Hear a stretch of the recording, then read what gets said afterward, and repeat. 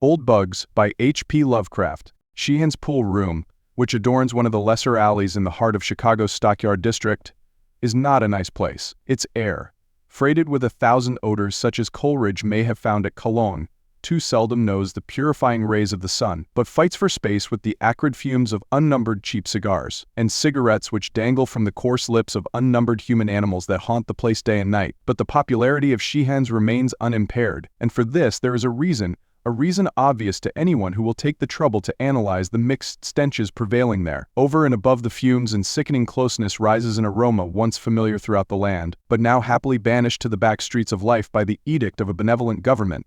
The aroma of strong, wicked whiskey, a precious kind of forbidden fruit indeed in this year of grace 1950. Sheehan's is the acknowledged center to Chicago's subterranean traffic in liquor and narcotics, and as such has a certain dignity which extends even to the unkempt attaches of the place. But there was until lately one who lay outside the pale of that dignity, one who shared the squalor and filth, but not the importance, of Sheehan's. He was called Old Bugs, and was the most disreputable object in a disreputable environment. What he had once been, many tried to guess, for his language and mode of utterance when intoxicated to a certain degree were such as to excite wonderment. But what he was presented less difficulty, for Old Bugs, in superlative degree, epitomized the pathetic species known as the bum or the down and outer. Whence he had come, no one could tell. One night he had burst wildly into Sheehan's, foaming at the mouth and screaming for whiskey and hashish, and having been supplied in exchange for a promise to perform odd jobs, had hung about ever since, mopping floors, cleaning cuspidors and glasses, and attending to 100 similar menial duties in exchange for the drink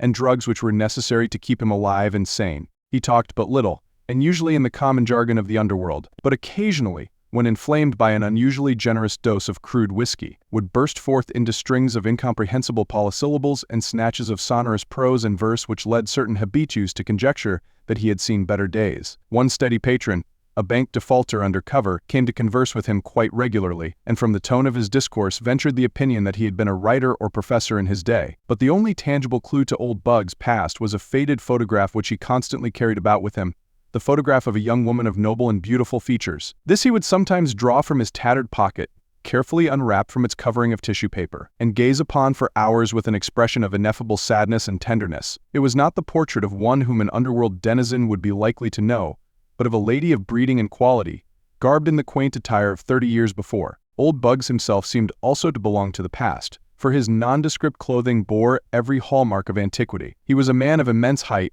probably more than 6 feet, though his stooping shoulders sometimes belied this fact. His hair, a dirty white and falling out in patches, was never combed, and over his lean face grew a mangy stubble of coarse beard which seemed always to remain at the bristling stage, never shaven, yet never long enough to form a respectable set of whiskers. His features had perhaps been noble once, but were now seamed with the ghastly effects of terrible dissipation. At one time, probably in middle life, he had evidently been grossly fat, but now he was horribly lean, the purple flesh hanging in loose pouches under his bleary eyes and upon his cheeks. Altogether, Old Bugs was not pleasing to look upon. The disposition of Old Bugs was as odd as his aspect. Ordinarily he was true to the derelict type, ready to do anything for a nickel or a dose of whiskey or hashish, but at rare intervals he shewed the traits which earned him his name. Then he would try to straighten up, and a certain fire would creep into the sunken eyes. His demeanor would assume an unwonted grace and even dignity, and the sodden creatures around him would sense something of superiority, something which made them less ready to give the usual kicks and cuffs to the poor button drudge. At these times he would shew a sardonic humor,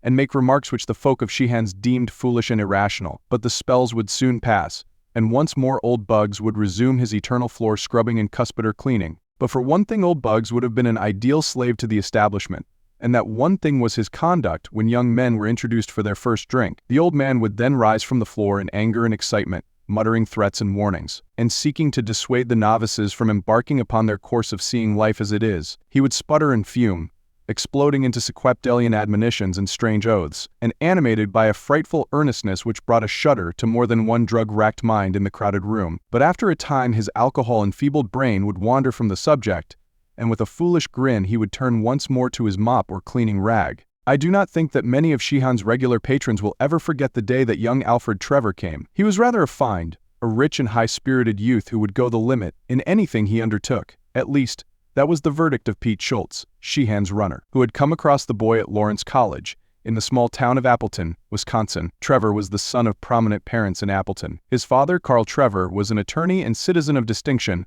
Whilst his mother had made an enviable reputation as a poetess under her maiden name of Eleanor Wing, Alfred was himself a scholar and poet of distinction, though cursed with a certain childish irresponsibility which made him an ideal prey for Sheehan's runner. He was blond, handsome, and spoiled, vivacious and eager to taste the several forms of dissipation about which he had read and heard. At Lawrence he had been prominent in the mock fraternity of Tappa Tappa Keg, where he was the wildest and merriest of the wild and merry young roisterers. But this immature, collegiate frivolity did not satisfy him. He knew deeper vices through books, and he now longed to know them at first hand. Perhaps this tendency toward wildness had been stimulated somewhat by the repression to which he had been subjected at home, for Mrs. Trevor had particular reason for training her only child with rigid severity. She had, in her own youth, been deeply and permanently impressed with the horror of dissipation by the case of one to whom she had for a time been engaged. Young Galpin, the fiancé in question, had been one of Appleton's most remarkable sons. Attaining distinction as a boy through his wonderful mentality, he won vast fame at the University of Wisconsin, and at the age of 23 returned to Appleton to take up a professorship at Lawrence,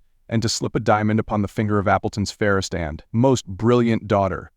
For a season all went happily, till without warning the storm burst. Evil habits, dating from a first drink taken years before in woodland seclusion, made themselves manifest in the young professor, and only by a hurried resignation did he escape a nasty prosecution for injury to the habits and morals of the pupils under his charge. His engagement broken, Galpin moved east to begin life anew. But before long, Appletonians heard of his dismissal and disgrace from New York University, where he had obtained an instructorship in English. Galpin now devoted his time to the library and lecture platform, preparing volumes and speeches on various subjects connected with belles lettres, and always shewing a genius so remarkable that it seemed as if the public must sometime pardon him for his past mistakes. His impassioned lectures in defense of Villon, Poe, Verlaine, and Oscar Wilde were applied to himself as well, and in the short Indian summer of his glory there was talk of a renewed engagement at a certain cultured home on Park Avenue. But then the blow fell.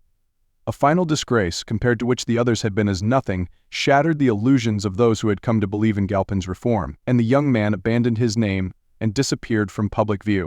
Rumor now and then associated him with a certain Consul Hastings, whose work for the stage and for motion picture companies attracted a certain degree of attention because of its scholarly breadth and depth. But Hastings soon disappeared from the public eye, and Galpin became only a name for parents to quote in warning accents. Eleanor Wing soon celebrated her marriage to Carl Trevor, a rising young lawyer, and of her former admirer retained only enough memory to dictate the naming of her only son, and the moral guidance of that handsome and headstrong youth. Now, in spite of all that guidance, Alfred Trevor was at Sheehan's and about to take his first drink. "Boss," cried Schultz, as he entered the vile-smelling room with his young victim, "meet my friend Al Trevor, Beasley sport up at Lawrence. That's Zen Appleton. Whiz, why no. Some swell guy, too. His father's a big corporation lawyer up in his burg, and his mother's some lit rye genius. He wants to see life as she is, wants to know what the real lightnin' juice tastes like, so just remember he's me friend and treat him right." As the names Trevor, Lawrence, and Appleton fell on the air, the loafers seemed to sense something unusual. Perhaps it was only some sound connected with the clicking balls of the pool tables, or the rattling glasses that were brought from the cryptic regions in the rear. Perhaps only that, plus some strange rustling of the dirty draperies at the one dingy window. But many thought that someone in the room had gritted his teeth and drawn a very sharp breath. "Glad to know you, Sheehan," said Trevor in a quiet, well-bred tone. "This is my first experience in a place like this, but I am a student of life and don't want to miss any experience. There's poetry in this sort of thing, you know, or perhaps you don't know, but it's all the same." "Young feller," responded the proprietor, "you come to th' right place to see life. We got all kinds here, real life and a good time. The damn government can try to make folks good if it wants to, but it can't stop a feller from hitting her up when he feels like it. What do you want, feller? Booze, coke, or some other sort of dope? You can't ask for nothing we ain't got." Habitus say that it was at this point they noticed a cessation in the regular, monotonous strokes of the mop. "I want whiskey, good old-fashioned rye," exclaimed Trevor enthusiastically. "I'll tell you, I'm good and tired of water after reading of the merry bouts fellows used to have in the old days. I can't read an Anacreontic without watering at the mouth, and it's something a lot stronger than water that my mouth waters for." "Anacreontic? What n hell's that?" Several hangers-on looked up as the young man went slightly beyond their depth, but the bank defaulter undercover explained to them that Anacreon was a gay old dog who lived many years ago and wrote about the fun he had when all the world was just like Sheehan's. "Let me see, Trevor," continued the defaulter, "didn't Schultz say your mother is a literary person too?" "Yes, damn it," replied Trevor, "but nothing like the old Tayan. She's one of those dull, eternal moralizers that try to take all the joy out of life.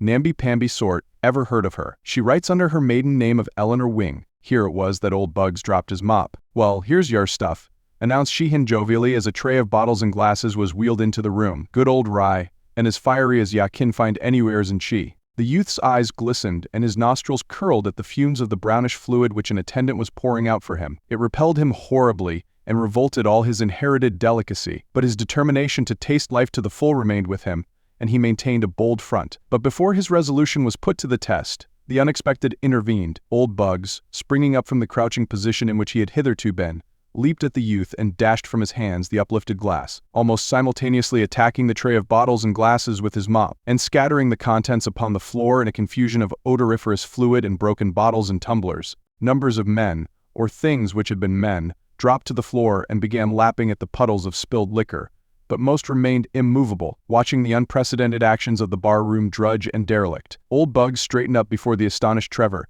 and in a mild and cultivated voice said, "Do not do this thing. I was like you once, and I did it. Now I am like this." "What do you mean, you damned old fool?" shouted Trevor. "What do you mean by interfering with a gentleman in his pleasures?" Sheehan, now recovering from his astonishment, advanced and laid a heavy hand on the old waif's shoulder. "This is the last time for you, old bird," he exclaimed furiously. "When a gen-el man wants to take a drink here, by God, he shall without you interferin'. Now get the hell out of here afore I kick hell out of ya." But Sheehan had reckoned without scientific knowledge of abnormal psychology and the effects of nervous stimulus. Old Bugs, obtaining a firmer hold on his mop, began to wield it like the javelin of a Macedonian hoplite, and soon cleared a considerable space around himself, meanwhile shouting various disconnected bits of quotation, among which was prominently repeated, "The sons of Belial, blown with insolence and wine." The room became pandemonium, and men screamed and howled in fright at the sinister being they had aroused. Trevor seemed dazed in the confusion, and shrank to the wall as the strife thickened. "He shall not drink.